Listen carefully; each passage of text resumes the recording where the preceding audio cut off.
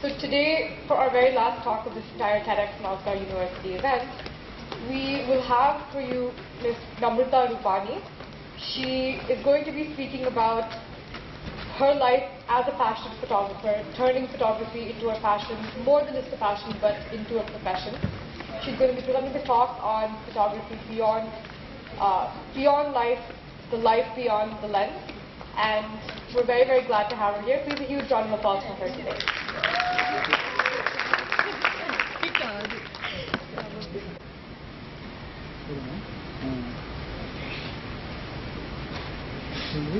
It would be fair to say that something has gone terribly wrong when an overachieving doctor gets that tattooed on her wrist. Capture life. What does that mean to all of you? I've asked myself this question many times, before getting the tattoo, and funnily enough, even after. 10 years ago, I was out of work. It was a forced sabbatical from clinical work due to various health issues, and I had all sorts of strange thoughts going through my head, like, main dharti pe boj hoon, phuti kismat meri, and so on and so forth. To snap myself out of the unemployed state, I thought I might as well pick up a camera and develop a hobby and make use of the time at hand. And so I bought myself my first camera, and I would shoot whatever, wherever, as much as I could for as long as I could. I'm a proud mother of 2 girls, so I always had these 2 ready models to shoot. And the camera has been my constant companion for the last 10 years.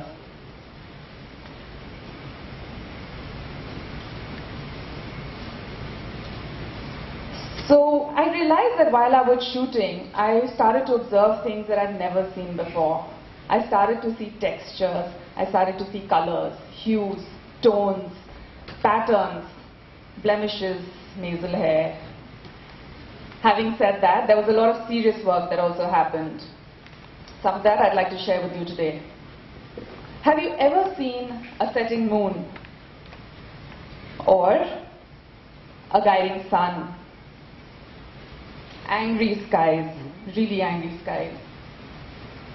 The eternal fire.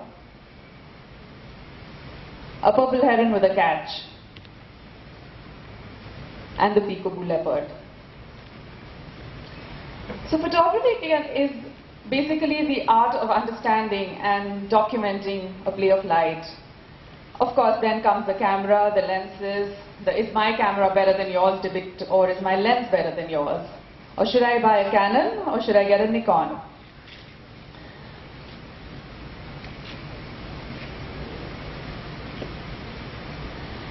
I started to shoot, I think practically every Sunday. I've lost track of the number of Sundays that I would get up and go and shoot a sunrise or a bird or get whatever I could find. And days that I wouldn't find anything, I'd probably make use of whatever I could get, like an old abandoned boat, the beautiful Jali at Pega Tombs, and some days you got lucky. That's a kingfisher regurgitating. 5 years ago, I went through a huge personal setback, and if it wasn't for my camera, I'd probably be in a very different place today. Photography basically gets you to capture a moment and evoke an emotion in anyone viewing it. It completely transformed my viewpoint in life because I started to become aware of every moment that I was in. I started to live in the present. I stopped worrying about tomorrow when I had the camera in my hand. I wouldn't dwell on yesterday. I would be present right here 100%. It's actually the easiest thing and also the most difficult. How about we try it right now? Take 5 seconds, all of you, to be present in the moment here. How long does it take for all of you, for your attention to wander, for you to think of who's sitting next to you, or to think of, oh my God, when is this woman ever going to stop talking? Coming back to some pictures. This is a setting moon at sunrise. It was a very early morning at Ladakh, and it was a very, very cold morning. It had snowed the night before, and I was extremely tired because I'd been traveling the whole week, and we still had a 7-hour drive in front of us. So as I stepped out, I turned around and I saw this. A beautiful moon at sunrise. I don't think I could say for sure whether I was shivering more out of excitement or the cold, but life was beautiful. I wasn't tired anymore.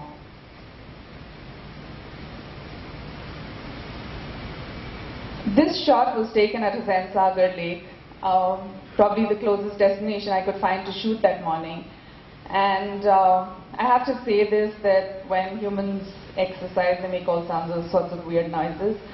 So amidst a lot of grunting, groaning and collective cackles of laughter, I sat at this broken pier.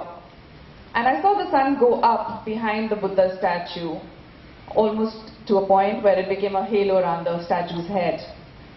But as the sun touched the water, I saw the patterns and the reflections and the ripples, and I think I lost myself in them. I think I became one with creation. I think I felt like I belonged to the universe. Serenity, that's a fisherman early in the morning. A bride who was very camera shy checked her makeup one last time before she headed out to the mandap. This is a shot of her reflection in the mirror. A boat oar. So this is a very popular destination or a very popular landmark for all Hyderabadis. This is the sailing club, and I remember shooting this from the road. While I was standing there, I thought this was probably the most romantic setting ever, especially with that couple sitting on the bench and the sailboat come in. As I waited for the sun to go down in this beautiful orange vibrant light, I remember thinking that there was something missing, there was something slightly imbalanced in the picture. And just then, this bird flew into my frame, and that's the shot I got. A drop of ink in a glass of water over the horizon. Flirting with the owl. I was standing at Lotus Pond, craning my neck for almost 2 hours, hot and sweaty, trying to capture a look-see of this guy. And every time somebody would walk past, he would retreat further back in. I'd spotted him here and there, but not well enough to get a shot. And after almost about 2 hours, he finally made an appearance, and we made eye contact. It was totally love at first sight, but probably the shortest love affair ever, because this is who he appeared with 3 seconds later. Yeah, well. So to get a shot like this, you have to wake up at 4 a.m., drive for at least an hour and a half, get to a place like this, find your spot, settle down. And then you wait. And you wait some more. But it's while you're waiting that the magic happens. It's while you're waiting that you actually see the mist lift over from the trees on the horizon. You see the golden glow like a shimmer of gold spread across the water. You see this fisherman slowly inch towards you. And in that serene moment, all you can hear is the sound of the oar. I could actually make a series of the fisherman and his boat. And I kid you not, I still haven't considered direction as a career option. I know exactly what time the fisherman should start rowing. I'd know exactly what kind of light to throw in. I'd know exactly the background score to use, and when we should all break into a song and dance routine. Sorry. Some other upcoming series could be a 20-second exposure over Nampally, that's the Namayish in the background. The making of the Hyderabad Metro Rail, or a shot from Dil Chahta Hai, maybe. A reflection of the tombs. The Qutub Shahi tombs is a place that I've shot numerous number of times, at all times during the day, many seasons. And each time I've gone, I think I've seen it in a different light, in a different way. On this one particular morning, it had rained, and I thought that I'd get the tombs all squeaky clean. But when I reached, it was a very grey and overcast sky. So I sat down looking up at them, enjoying being there, enjoying that moment, wondering and thinking about how majestic and beautiful they looked. When my eyes fell upon this little puddle of rainwater, and that's where I shot the reflection. Of course, I have to say that it was a bit of a spectacle that I made of myself because I was trying to make sure nobody stepped into that puddle. This picture is also very close to my heart because it's the first image that I shot that I've printed. And photography actually led me to my second business option, or my second business career actually, which is fine art printing, which we can say with a surety that it's the only one in Andhra and Telangana at the moment. Now, photography has transformed my life because it helped me become one with creation. It has shown me how to live in the moment. It has opened this horizon to me where I did not think within the box. I learned to cross over it. So this is the part where I start to show off. This is a yawning lion. Maya, the tiger at Tadoba. A leopard doing push-ups. A kingfisher with a catch. A crocodile mugshot. A tiger at Ranthambore. That's the Jantar Mantar in Delhi. Beautiful architecture. This is a very pensive bride looking out of the window as she saw her to-be husband's barat go from down under. A not so pensive bride. I was given exactly 45 seconds. As with most Indian brides, she was running very late and her parents were frantically calling her. So I was told that you have exactly 45 seconds to make a shot and get whatever you can. So this was shot. This is a reflection of her in a window. When words become unclear, I shall focus with photographs. When images become inadequate, I shall be content with silence. So for all those of you thinking that photography is just this, it's not. It's also to do a lot with positions. Guys are still talking about photography here. That's a shot of me in position 1. Position 2, good Lord. Position 3, and that's the shot I got in position 3. So photography helps you to become not only more aware, but it also helps you connect with creation. It also helps me become one with the universe where I feel that I belong.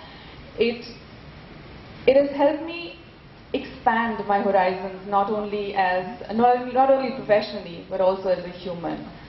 So all I'd like to say to all of you here is that capture life, seize the moment, live in it 100%. And while you're doing that, probably life, the sense of magic will overpower you and life will give you a chance to capture life. Thank you.